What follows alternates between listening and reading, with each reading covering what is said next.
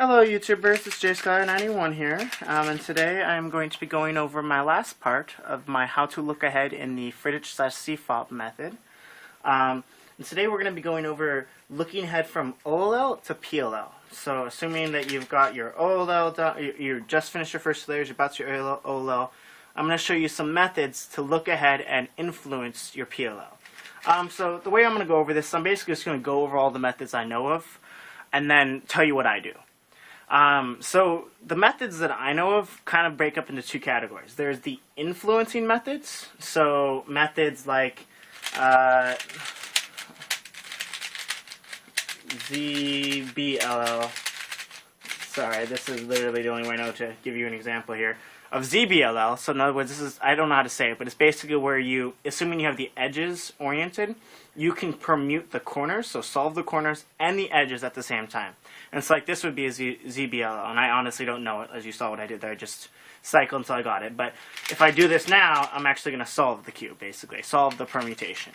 And that's like the extreme version. So not only do you see what you're going to have, but you actually solve it. You solve for every case you run into. And ZB in this case, or ZB only does for the edge oriented, but you could technically do this for the entire last layer, and that would be absolutely ridiculous to require thousands and thousands of algorithms.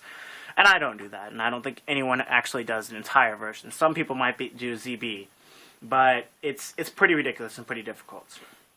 The next layer down from something like that would be something like ZZ method, or the ZZ last layer, where basically they limit the amount of cases you have. So what you do is, as you're putting in the last pair, you make it sure that the opposite colors for the edges are opposites. So like, I think this will, no, that's not how you do it. I would do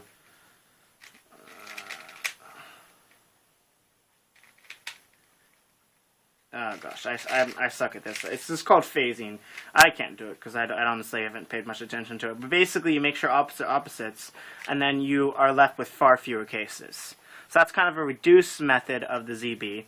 And then there's, if you, let's say you don't want to just permute corners and edges, but if you want to permute corners, then you can have something like COLL, which is corners OLL. And this is again with all of the edges oriented. What you'll do is you can recognize the cases by the colors on top and by color pairs, and based on which case you have, you know which OLL you need to apply to it. So for instance, this is like the paradigmatic case. It's really easy. I have the double Superman, and I know that if I have Supermans going in line, like here, if I have lines here, I know that I can just use my regular alg and it'll permute it. Well, it doesn't necessarily permute the edges, but it permutes the corners. And you can use things like this. There's this version. There's also a thing called CPOL, so COL, the corner orientation of the last layer. So you solve the corners and do your orientation of the pieces. That is actually a subset of CPOL, which is basically where you solve the entire, from any state you have, from any OLL, you would solve the corner permutation while you're doing it. And I don't think anyone honestly knows all of CPOL, but it's very similar to trying to learn all of ZB. It's really difficult. It requires a lot of algorithms. So those are the only cases I know that like directly influence the last layer, besides like Winter's variation, which is done as you're influencing OLL. The next step down would be to recognize what you have. So again, all those things there were examples of things you can do to permute or change or affect what you're going to have in your last layer. And then you can also do things like understanding what's coming. So like if in this case, and this is what I call, or what's called ROLL, at least what I'm about to explain, where basically you recognize as you're doing your OLL what your PLL is going to be, or a portion of your PLL at least. So for instance, in this OLL case right here, this OLL case has no effect on the corners.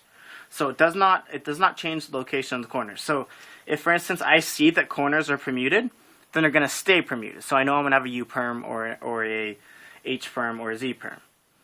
And if I see that the corners are opposites or swapped, then I know I'm going to have two corners are solved, and so on. And so this is like this case right here, along with its mirror. This case right here, I have that same thing, as well as also, no, I cannot, apparently, as well as the one where all four edges are misoriented as well. I can't, for some reason, I cannot set it up right now. But all those cases have no effect on the OLL or on the PLL.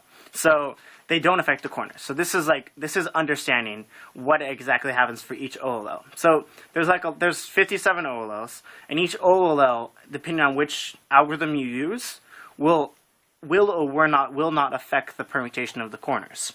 So what you do is you learn what each of your cases does. So the one you use. So for instance, let's go over this case right here. Right here. This is a really simple OLL. And I know most people use the case that is where they do FRU. I'm not going to do it because I want to show you actually what's going to happen beforehand. But you do the FRU and you turn it into basically midway through the T-perm.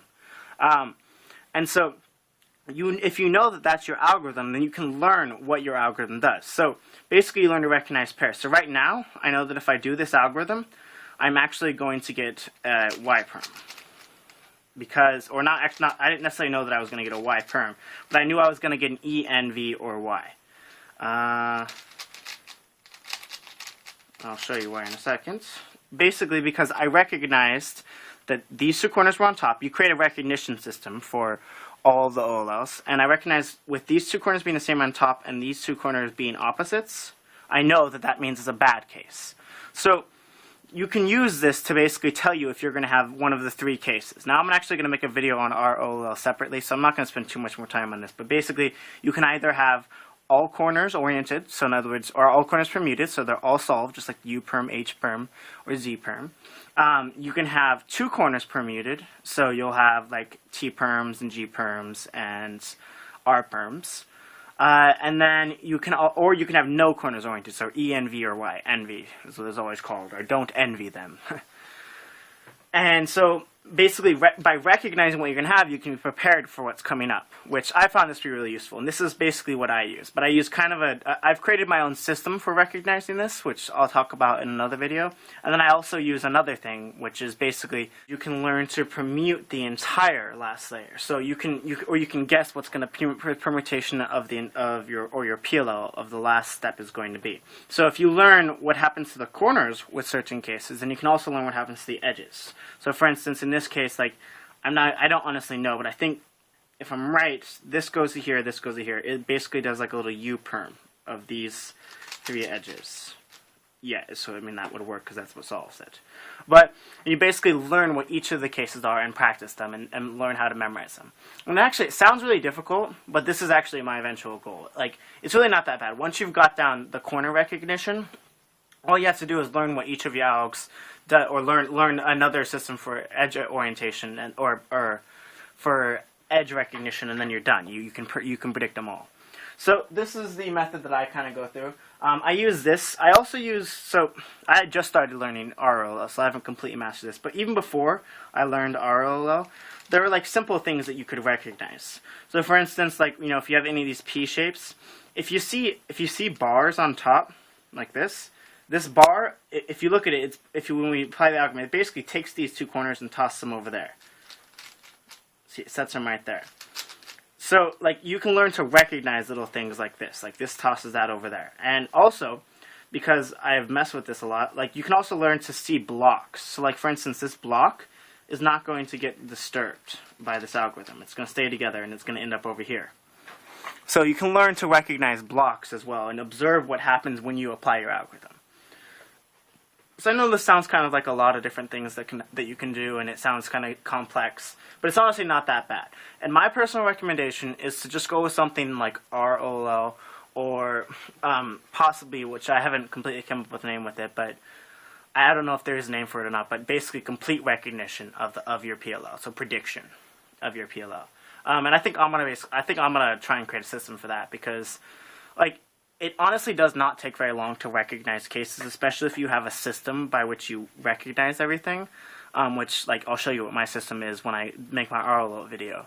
But it's actually not that bad, and I think a lot of people think this is going to take too much time, or you're not going to be able to pause, or you're going to pause, and you really don't have to. All you have to do is recognize as you're doing. So, like, again, if I were doing this algorithm, same thing here. Headlights pop on over here. These two opposites, now obviously I know I obviously saw because I just did the inverse of this to set up, but these two opposites, headlights, I know that I'm going to get permuted corners. And I don't need to do that. Like, I don't need to sit here and think all this through while I'm doing it. I just need to go, da-da, and as I'm applying, I think as to what's going on. So I recognize and I prepare myself for, okay, corner's going to be permuted, I'm expecting this, and I can just react to that. So it makes it a little bit better. All of these things, so just really quickly want to go over one more thing. All of these things can lead to cancellation. So this is something that, like, Felix does like crazy, and I've never been good at this yet. I still need to work on this. But so like this case right, this is a COLL, and it's really easy. This is that same case that Superman showed you earlier, except this case I have the bars this way, which means if I applied my normal algorithm, I'd get an E, N, V, or Y. But you can actually just apply the other common algorithm, F, the fru rough, 3 times, and it'll set you up. But what a lot of people will do, so like that didn't kind of work out so well, but let's say my algorithm had ended with an R, and my next case was this U-perm. R, I could have just turned it straight into an R2. Wait, I honestly don't use those anymore. I use different ones. So, let's say it ended with an R. Yeah, that's the case. I could have just turned it right into an R2 instead of finishing off the R and then undoing the R. So, little things like that can be a result of knowing your OLL, or knowing what your PLL is going to be while looking at your OLL. So yeah. Please rate, comment, and subscribe. I'm sorry if this last video felt a little chaotic. There's just a lot to say, and I'm trying to keep these videos under 10 minutes now, or somewhere, well, not under 10 minutes, but under like 20 minutes, because people said that they didn't like the long videos, they prefer the shorter ones. And yeah, I'll be making an ROLL video, so you guys can look forward to that. But thank you. I hope you have a great day. Bye-bye.